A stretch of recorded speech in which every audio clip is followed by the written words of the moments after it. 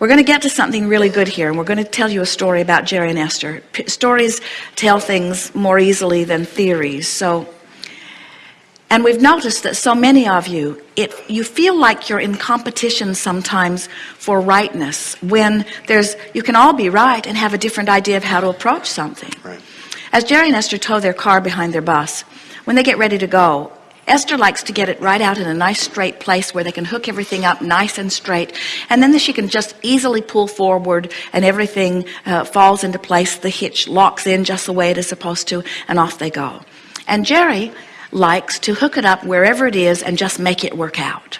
So sometimes they'll be in a campground that's very close quarters where there are trees here and trash cans there and sewer receptacles here and picnic tables here and other cars and buses all over the place. And Esther will start the engine of the bus, and she'll turn the rear view camera on, and she will notice that the car is already hooked onto the bus.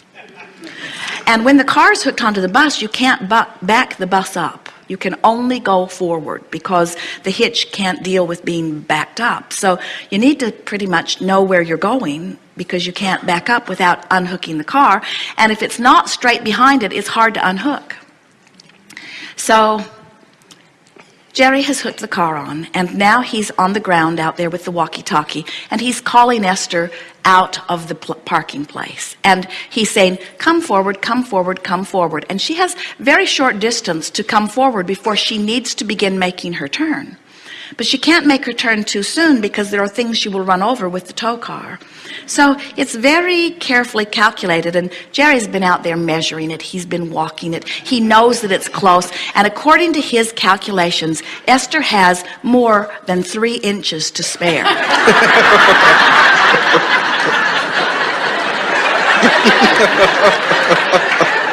But when you're sitting behind the driver's seat, those 3 inches are hard to calculate.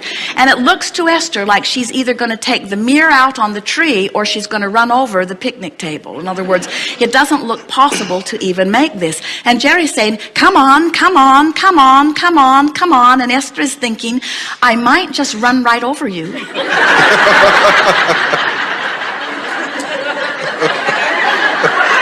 And Jerry is so eagerly calling her forward, and Esther is so believing that he is wrong in his calculation. And she is thinking, you should be here, and you should see that this is not a possible thing to do. And he's out there thinking, you should come this way. I've walked it off. I know that it's a perfect way for us. And so Esther, in the middle of all of this, catches herself thinking a thought that actually makes her laugh right out loud as she thinks, I hope we have to unhook the car. And suddenly she realizes that she is more invested in being right and more important in making Jerry wrong than she is in feeling good. She'd rather that it go wrong and she be right than that it go well and she be wrong. And we said, that's worth thinking about. And then we ask it of all of you, because Esther's not the only one that gets into that competitive place. What is it that makes it necessary that you be right? Why can't you have an idea that's really right from your vantage point and have it not seem so right from somebody else's vantage point? And why does it matter to you that they don't agree? It doesn't matter to Jerry. He's out there saying, come on, come on, come on. He hooked the damn car on already. In other words, they didn't have a discussion about it. The car is already hooked on. He's so confident that this will work or that he can figure out a way, and he just wants Esther to trust in his rightness. But, you know, he doesn't even care if Esther trusts in his rightness. He's sure that he's right. And do you know, 9 out of 10 times they don't have to unhook the car. In other words, he's commonly right. He's just not always right. But what Esther wants to come to the place of is saying, in other words, Esther is thinking, I want to do it the easiest way. Jerry's thinking, I want to do it the most adventurous way. And who gets to be right? In other words, what is the right way? The easy way or the adventurous way? What is the right way? The way that anybody could do or the way that only somebody who's really calculated it could do? And so you have all kinds of differences of opinion about all kinds of things. But the thing that we want you to hear is that whether we're talking to Jerry or Esther or you, it doesn't matter which of you we are talking to, we would say to each of you, your gap between where you are and how you feel and who you really are and how you really feel is all that matters. And you have to factor everybody else out of the equation. In other words, we don't want to train Jerry to stand on his head to please Esther, and it's not really been a problem so far. And we don't want to train Esther to stand on her head to please Jerry. In other words, we want them each to find their alignment no matter what. We would like Esther to say, okay, I'm going to do it this way because it's the path of least resistance. The car's already hooked on and you think it's the way. And I'm going to find a way to find my alignment within this. In other words, I'm going to go with the idea that this will work. But you know, there's a lot of people that you're interacting with that aren't willing to find that way. In other words, they're still in that competitive place. So you have to work overtime in that regard. In other words, you have to allow yourself to feel good regardless of what they're doing, regardless of the fit that they're throwing.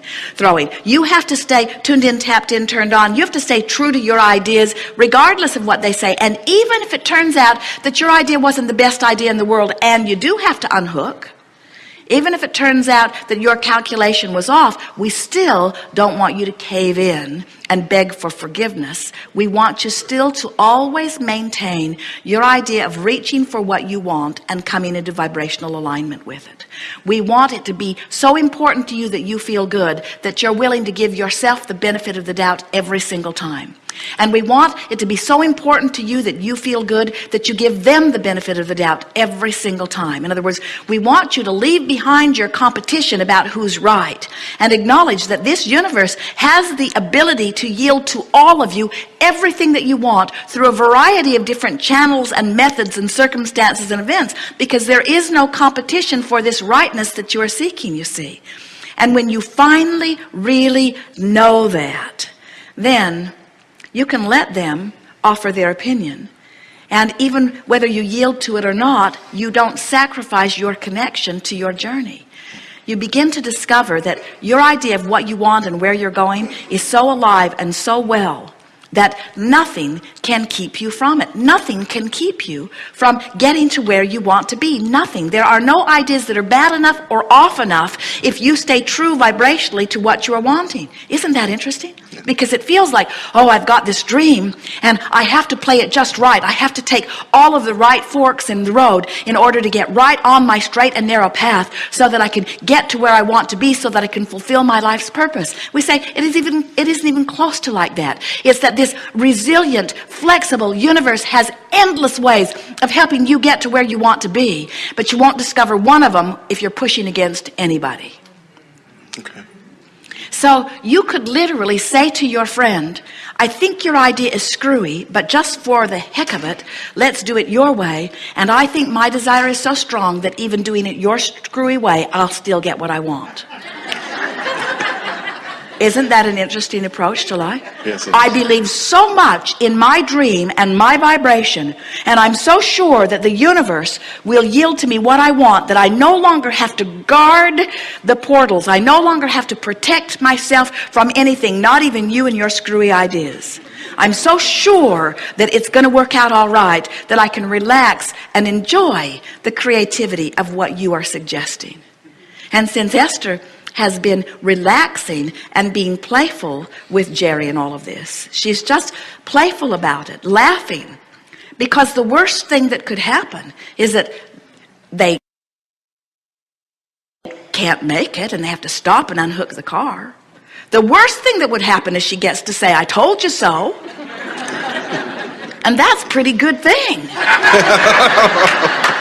And the best thing that would happen is that he's calculated precisely and they can move right out of there, and she can compliment him on his precision calculations as they continue to move happily down the road, you see. You see what we're getting at? Yes. You can't lose. You either get to be proud of yourself or proud of them, and proud is proud. Yes.